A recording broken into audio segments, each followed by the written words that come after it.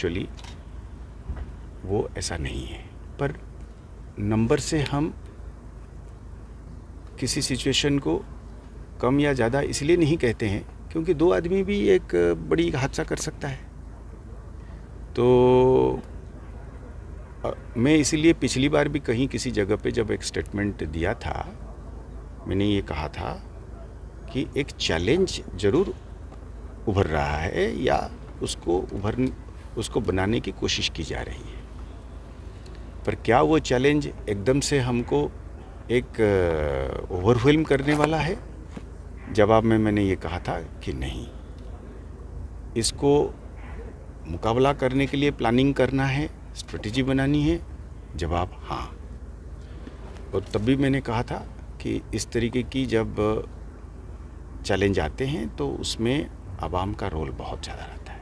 देखिएगा, राजौरी पुंछ एरिया में हमको दर्जनों के हिसाब से लोगों की तरफ से खबर मिली है।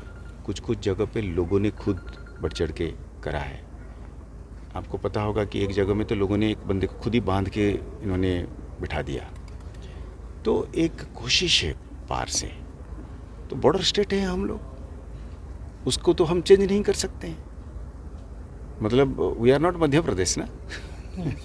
सर, इंटरनेशनल बॉर्डर लगता है हमारे यहाँ पे। आज सांबा आप पहुँचे हैं, सांबा में इंटरनेशनल बॉर्डर लगता है। तो सर्दियों का मौसम भी, धुंध के समय में इस तरह की कोशिश की जाती है इन्फिल्ट्रेशन के लिए। किस तरह के इंतजाम है यहाँ बॉर्डर पे, और साथ ही साथ अगर हम बात करें तो किस तरह की इनपुट है कि इस और लॉन्चिंग पैड उनके बनाए जा रहे हैं जहाँ बैठे हैं? देखो, आपको पता है पास्ट में, बहुत पुरानी पास्ट नहीं है, टनल्स की एक चैलेंज रही कि इन्होंने जगह जगह पर टनल खोद के, कई सारे टनल खोद के उसमें बंदे को इधर को लाया, सामान लाए। तो एक ये चैलेंज है। ड्रोन का एक नया चैलेंज है। कई सारे ड्रोन्स आप भी देख रहे हैं कि उसमें आवाम का एक बहुत बड़ा रोल है। हम पिछली बार MHA में डिस्कशन हो रही थी तो वहाँ पे हाईएस्ट अथॉरिटी लेवल पे ये कहा गया था कि हर गांव में इतने सारी आबादी, सबका दो आँखें, दो कान हैं। क्योंकि वो ड्रोन जब आता है वो ऊपर से आता है, उसकी आवाज़ नहीं होती है। उसकी टेक्नोलॉजी ऐसी है कि ये कन्वेंशनल मेथोडोलॉजी में जो एयर डिफेंस मेथोडोलॉजी है उसमें आता नहीं है। ये चोरी से आता है, चूहे की तरह। हम लोग बने हुए हैं बड़े परिंदों को रोकने के लिए।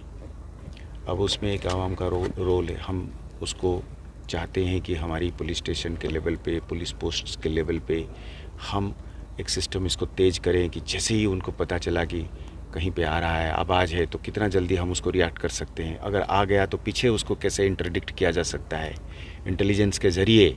अगर वहाँ से उड़ना भी शुरू हुआ तब भी, और यहाँ पे लेने वाला अगर आया और अगर हमारे हाथ चढ़ा तो फिर हम उसको इस हद तक, मतलब कानून के दायरे में डिग्रेड करना चाहेंगे, उसको इस हद तक डिसइंसेंटिवाइज करना चाहेंगे।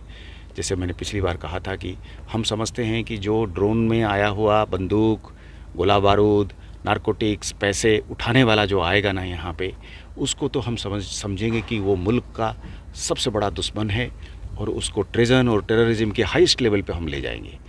तो वो it is by a combination of intelligence, investigation, area domination, cooperation with the public, हमने इसको मुकाबला करके इनका काम इतनी कठिन कर देंगे, इतना कठिन कर देंगे कि ये कहेंगे कि इससे नहीं फायदा होने वाला है। किस तरह की अलर्टनेस है बॉर्डर पे, हाईवे पे? टाइट है, बिल्कुल टाइट।